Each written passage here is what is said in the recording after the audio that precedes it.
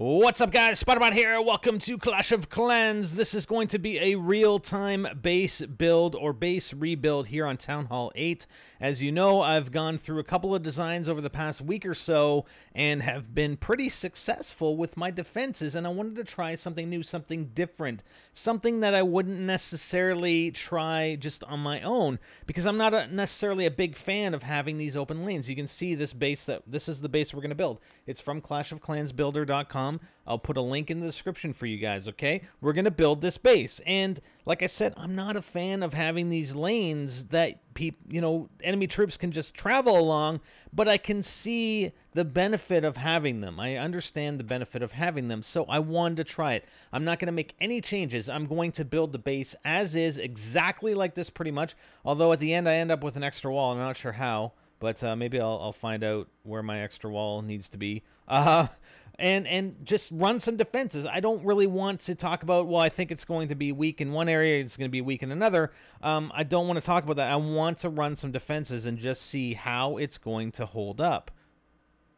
All right, so here we have my existing base, and in an update, they made this village edit mode. It was a few months ago, but it definitely wasn't there right from the beginning, okay? So you can go into that edit mode. Unfortunately, you can't save bases. I wish they'd have an option for, base design 1, base design 2, base design 3, so that you could save several different base designs and then just select which one you want to apply to your base, but they don't. Okay, anyways, you can remove everything. So I removed everything, and now I'm going and trying to start from the middle and placing the town hall. Again, the town hall right in the middle. I didn't want to go with a hybrid base. I didn't want to go with like a farming base because I wanted to push for trophies. I wanted to continue pushing for trophies, and I really wanted to look at defensive base configurations, okay? So like I said, this is in double time, and I'm just going to start from the center and work my way outwards, and it's pretty neat how you can just put down these walls and then drag them.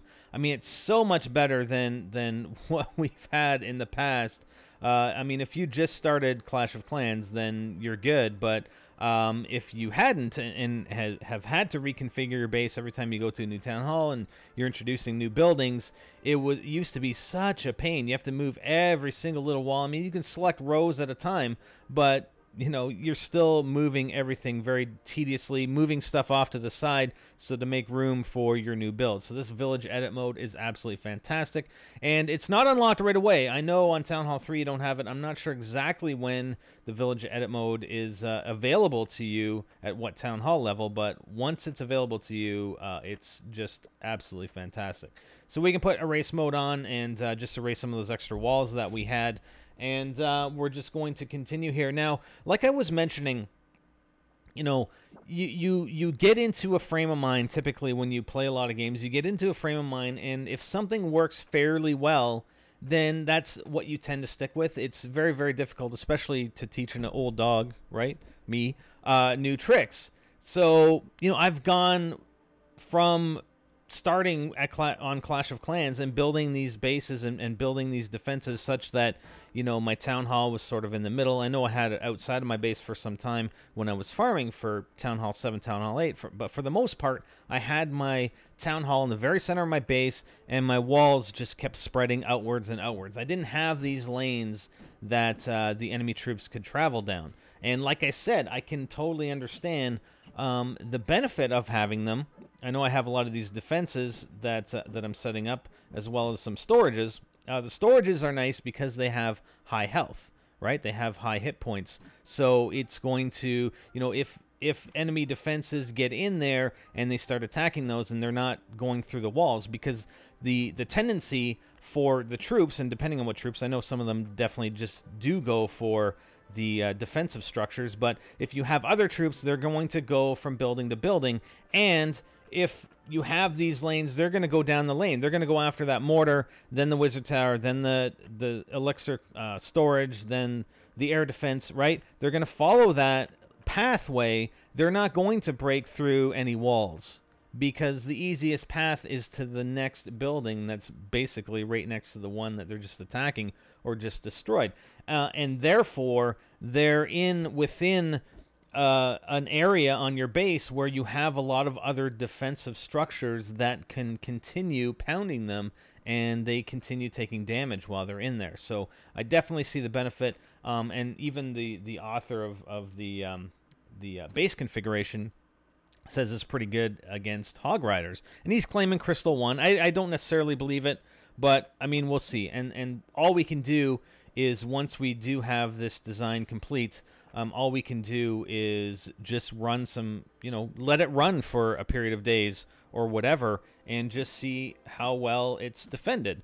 One of the things that I don't necessarily like is that the Barbarian King is on the far right of the base. I'd like him, or prefer him, to be a little bit more centralized. But again, I didn't want to make any changes. I didn't want to go in with any thoughts of, hey, I can improve this design by doing this. Let's run some defenses. Let's see where the enemy players attack from, and then let us make judgment and make some improvements and see if there are things that we can change, minor things that we can change and move things around to see if they'll be, they'll give us a better defense. So I actually skipped ahead. Again, I'm just placing everything according to the diagram you saw at the beginning, as well as if you just check the link in the description, you can pull it up as you're watching this video. You can have it sitting beside you in a browser window and just checking it out. One thing I had to do, because I didn't have enough room on that far right side for the army camps, I had to shift everything over by 2. That's one thing that's maybe lacking is a selection tool. So if you could select. And maybe you can. I don't think so. I never actually tried it. I should try it right now. If I go into edit, can I drag? No, you can't really drag. You can't really drag your finger across an entire selection and then move it all. So I had to move everything two spaces to the left. That took me quite some time. And then I'm actually regretting buying all these decorations, because you have to put down the decorations. You can't save your base unless you have all your decorations off. And that's something maybe I'd like to see them change, Supercell change. If you have these decorations, you don't necessarily have to have them on your base. You can store them. And they do the same thing in Heyday. If you buy decorations, you can store them as opposed to having them on your base. So there we go. And like I said, I had an extra wall, and I don't know what happened, but what I want to do was just pull off all the buildings. Now that we have the base design set up, I saved it. Save it first. And now I'm clearing out all the buildings just so you can get a picture of the walls. And we're just going to show the walls and where they're lying, how they're configured. And, for the most part, we have a 1 block wide lane or an avenue for troops to go down. But then, obviously on that right corner area, we have it 3 wide so that we can place some of those defensive buildings and storages. So there you go. That's the layout of the walls. We have 1 extra. I don't know where the 1 extra goes.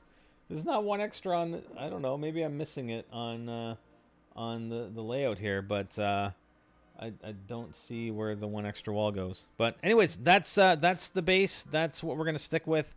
And in the next couple days, we're going to take a look at some of the defensive replays and just see, how it holds up, and analyze it that way, and then make some changes and see what happens, and maybe get you guys to make some comments. If you do want to make some comments on the base design, then be sure to check us out on Twitter, twitter.com/ngtmobile, and make some comments that way. And I always have Twitter window up, so I'll always see it, and you can make some comments about the base design or anything else for that matter. Okay, so we'll catch you next time, guys. Spider out.